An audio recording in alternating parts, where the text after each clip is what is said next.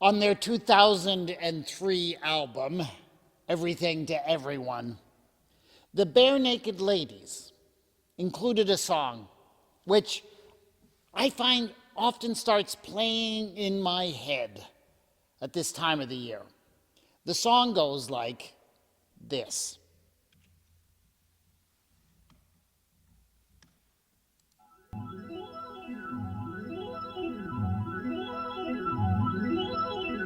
Well, you know that it's going to be alright. I think it's gonna be alright. Everything will always be alright when we go shopping.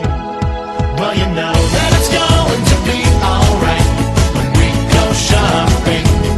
It's always la la la la la la la la la. Let the shopping spree begin.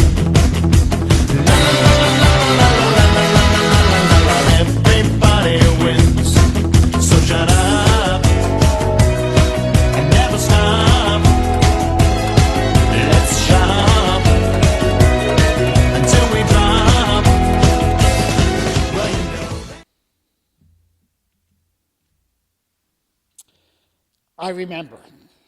I remember when our kids were young. We would pile everybody into the car and we would head off to the mall to go Christmas shopping. And as we headed down the driveway, that would be the song blaring from the sound system. It just seemed to be perfect to get us in the right spirit for Christmas shopping. But it's a song that's about more than just fun and how fun shopping can be. It claims more than that, because it almost seems to be saying that shopping will be what saves us. It will be what makes everything all right. And I am certain that they wrote that song not just as a fun little nonsense song, but as a biting commentary on our society and its priorities. The song was written very shortly after the terrorist attacks of September 11th, 2001. And in the aftermath of those terrible events, the need to keep shopping was indeed a dominant theme. Just a week after the events, the American president said this to his people: "I've been told that some fear to leave. Some don't want to go shopping for their families. That should not and that will not stand in America."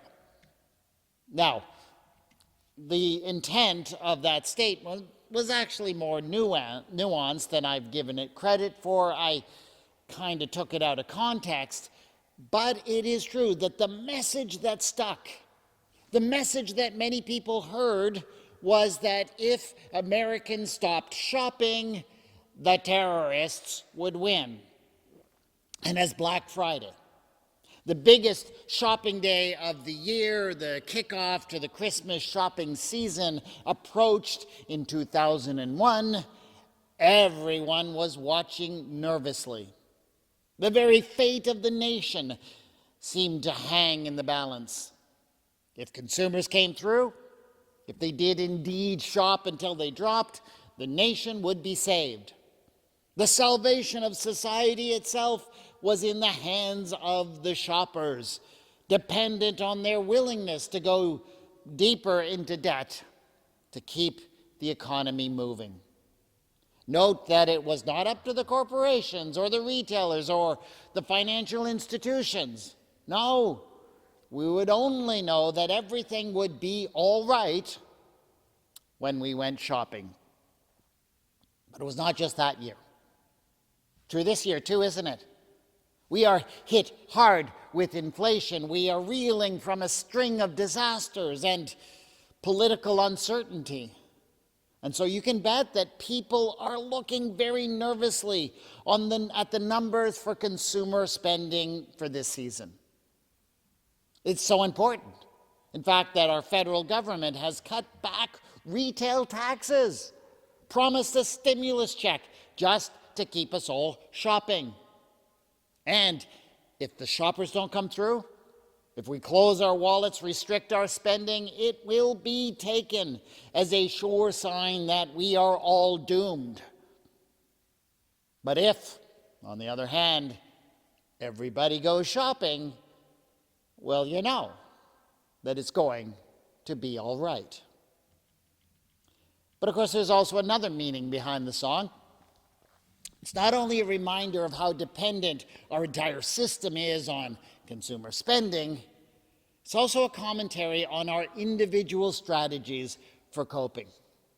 Because honestly, for many people, the motto they live by is, when the going gets tough, the tough go shopping.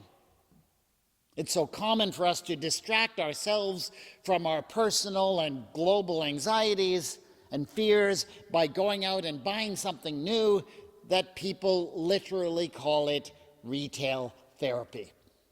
And it's true. When you buy something, or when something you ordered online arrives, you get a hit of dopamine that does make you feel, if only for a fleeting moment, as if everything's going to be all right. And it's a feeling that sometimes even lasts until the credit card bill comes in. That's the world we live in. And this sense that shopping is what makes the world all right is so strong at this time of year. And if, as you're all expected to do, if you went shopping this weekend, you may have even gone home with the feeling that, yeah, everything's going to be all right. And then you come to church on the first Sunday in Advent, just days after Black Friday, and what do you get? Do you get reassured that everything's going to be all right? You do not. Let me tell you what you get on the first Sunday in Advent. You get signs in the sun, the moon, and the stars. You get distress among the nations, confused by the roaring of the sea and the waves.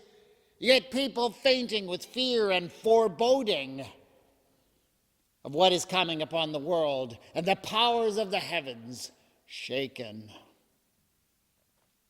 These are words written almost 2,000 years ago.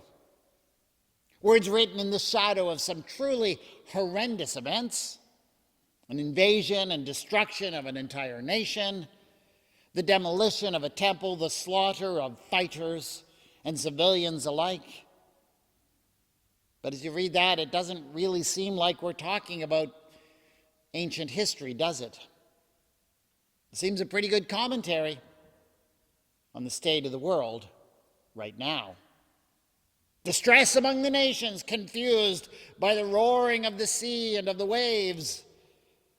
That kind of sounds exactly like so many reports of hurricanes that we still have ringing in our ears from over the last couple of months.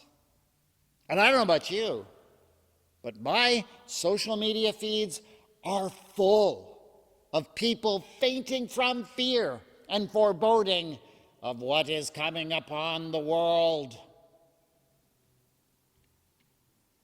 So the ideas conveyed in this passage are painfully current.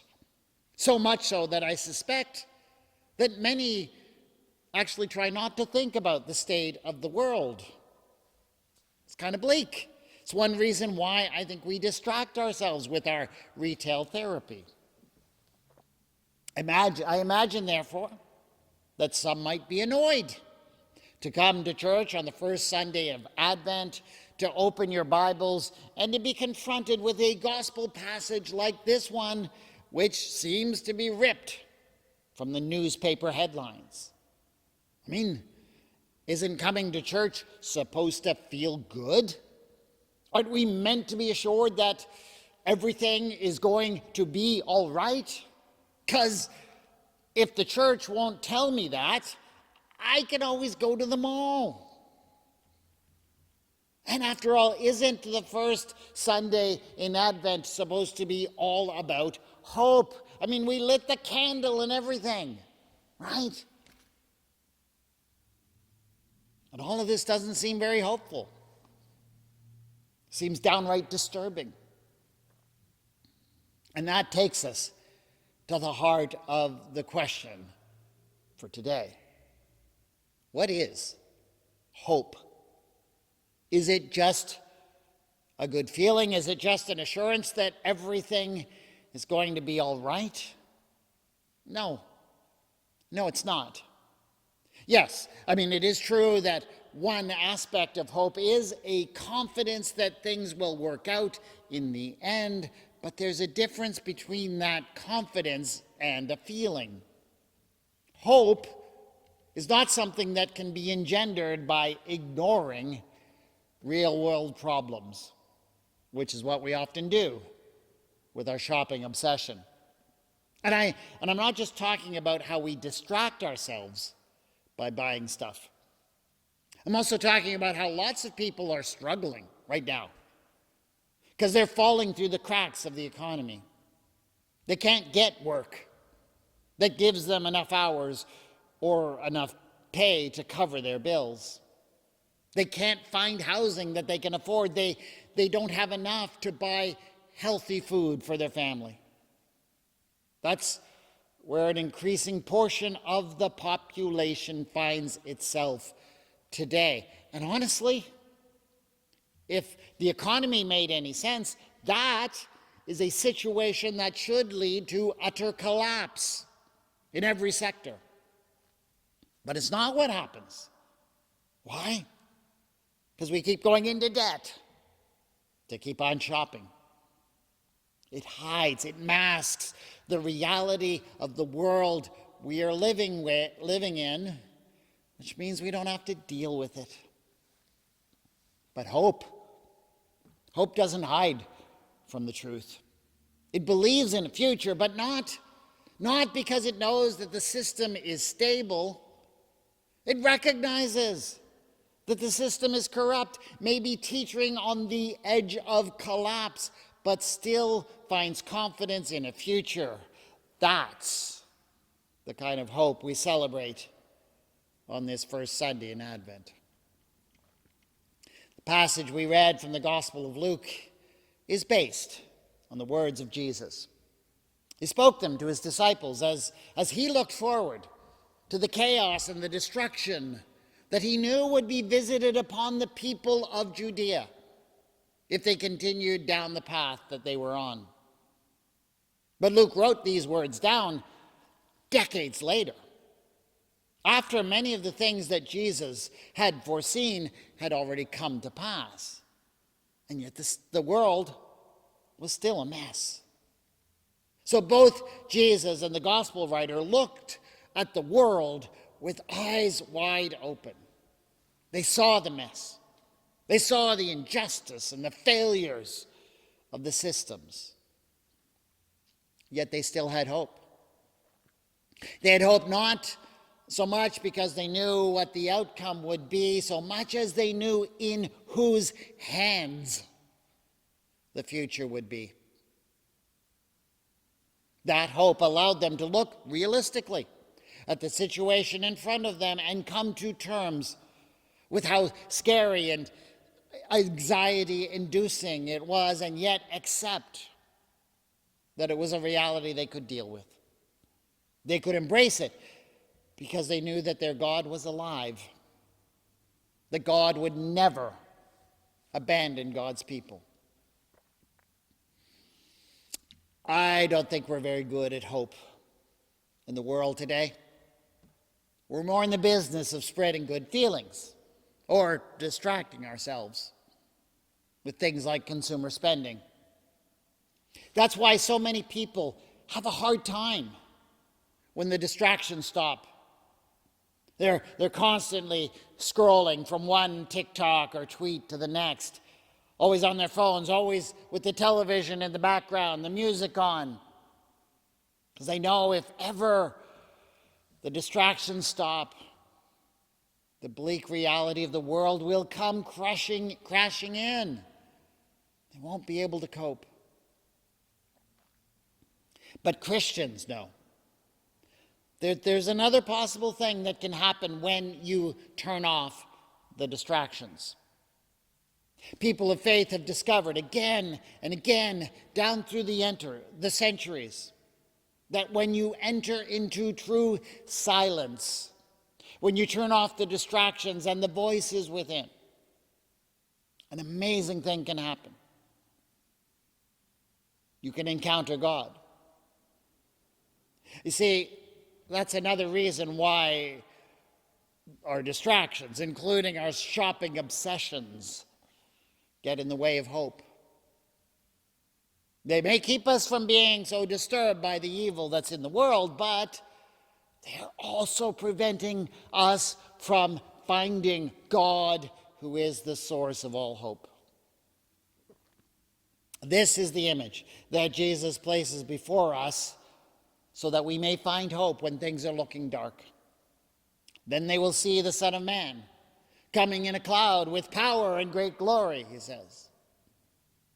And I don't think of that as something that happens once in very practical terms. I see that, I understand that as a promise of what will happen whenever we seek God's presence. We will see the Son of Man coming on a cloud with power and great glory. We'll be given a vision of the glory of God's mighty Son that can keep us going even when all seems lost.